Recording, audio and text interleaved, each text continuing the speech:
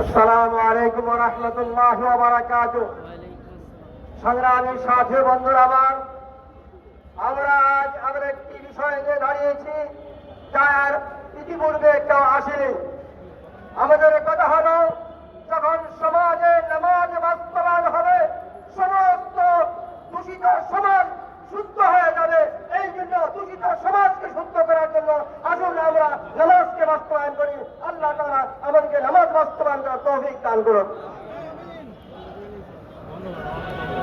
এ পর্যায়ে সংক্ষিপ্ত বক্তব্য নিয়ে আসছেন বাংলার আলোড়ন সৃষ্টিকারী, তারুণ্যের অহংকার, বিশিষ্ট বক্তা হযরতুল আল্লাম হযরত মাওলানা খন্দকার মাহবুবুল হক। খন্দকার মাহবুবুল হক।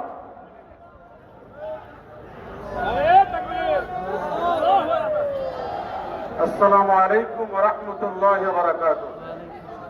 নাহমাদুহু ওয়া নুসাল্লি আলা রাসূলিহিল কারীম, আম্মা বা'দ। রিমঝিম বৃষ্টি ভেজা বর্ষণ মুখর বাদলা দুপুরে সালাতুল জুমা আদায় করে জাতীয় মসজিদ বাইতুল মোকাররমে বাংলাদেশ নামাজ বাস্তবায়ন কমিটির ব্যানারের ঐকান্তিক প্রচেষ্টায় নেতৃবৃন্দের অনেক সাধনায় আজকে আমরা দাঁড়িয়েছি। বাংলাদেশে ইমানের পরে নামাজের যদি প্রতিষ্ঠিত হয়ে যায়, আমাদের যতগুলো ব্যানা আছে, ভিত্তি আছে, ইমানের পরে হচ্ছে নামাজের স্থান।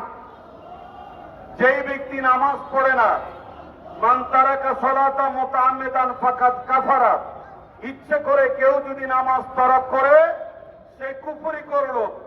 আমাদের ইতিপূর্বে যারা ক্ষমতার মস্তদে বসেছে অধিকাংশই কুফরির সাথে জড়িত ছিল।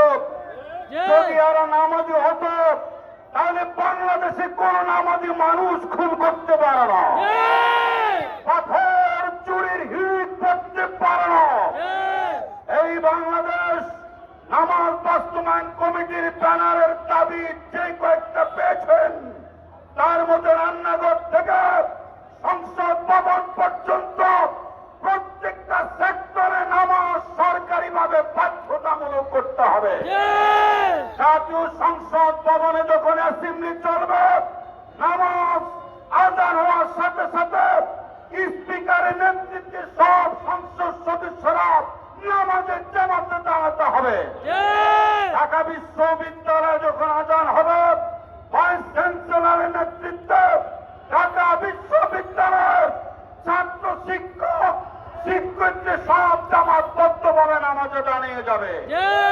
থানায় আযান হবে, এই সচিবালয়ে আযান হবে। আযানের সাথে সাথে সরকারি নিয়ম অনুসারে, আইন অনুসারে এমন একটা পর্যায়ে নিতে হবে, সচিবরাও জামাতের সাথে নামাজ আদায় করতে হবে। এই বাংলাদেশ নামাজ বাস্তবায়ন কমিটি চান বাংলাদেশে এমন একটা সরকার প্রতিষ্ঠিত হোক, যে সরকার বঙ্গভবনের রাষ্ট্রীয় দায়িত্ব পালন করবে বটে, কিন্তু যখন আযান হবে আযানের পর পর জাতীয় মসজিদ বাইতুল মোকাররমে জুমার ইমামতি করার যোগ্যতা অর্জন করবে। এমন সরকার যদি বাংলাদেশে গঠিত হয়ে যায়, ইনশাআল্লাহুল আজিজ এই ভর দুপুরে হরতা প্রত্যেক নামাজ বাস্তবায়নের জন্য আমাদেরকে এই ময়দানে বাইতুল মোকাররমে ঢাকা রাজধানীতে দাঁড়াতে হতো না।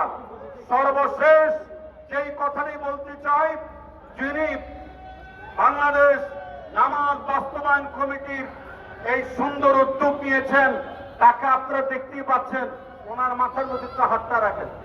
এই যে আমাদের ওয়াহিদুজ্জামান হুজুর পীর সাহেব গাজীপুর, উনি আমাদের হযরত মাওলানা আহমদুল্লাহ হাফিজ হুজুরের নেসবতে ওনার আব্বা দীর্ঘদিন ছিলেন। আলহামদুলিল্লাহ এখন ওনার আব্বার ইন্তেকালের পরে তিনি হাল ধরেছেন। সম্মানিত ভাইয়েরা, আমি আপনাদেরকে জিজ্ঞাসা করতে চাই, বাংলাদেশে নামাজ বাস্তবায়ন হোক রাষ্ট্রীয়ভাবে, চাই কি চাই না? যারা বলেন চাই কি চাই না? বাংলাদেশে যদি রাষ্ট্রীয়ভাবে নামাজ বাস্তবায়ন হোক, তাহলে এই বাংলাদেশে আগামী নির্বাচনে কখনোই বেনামাজি প্রার্থী হতে পারে না। যখন ওরা দেখেছে বাংলাদেশে ইসলামী দলগুলো একসাথ হয়ে গিয়েছে।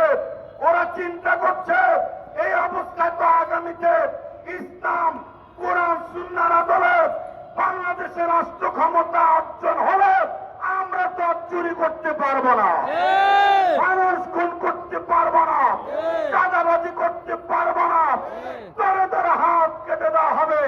এই জন্য ইসলাম ক্ষমতা আসার আগেই তারা চাঁদাবাজি আর সন্ত্রাস পাথর চুরিতে লিপ্ত হয়েছে। আশা করি তার অবসান ঘটাবার জন্য বাংলাদেশ আমরা ঐক্যবদ্ধভাবে আন্দোলন করতে চাই।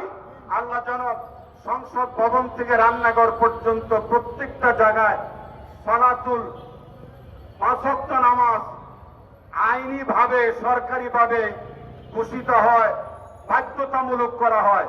আল্লাহ তৌফিক দান করুক। জোর বলনা আমিন, আরো জোর বলনা আমিন।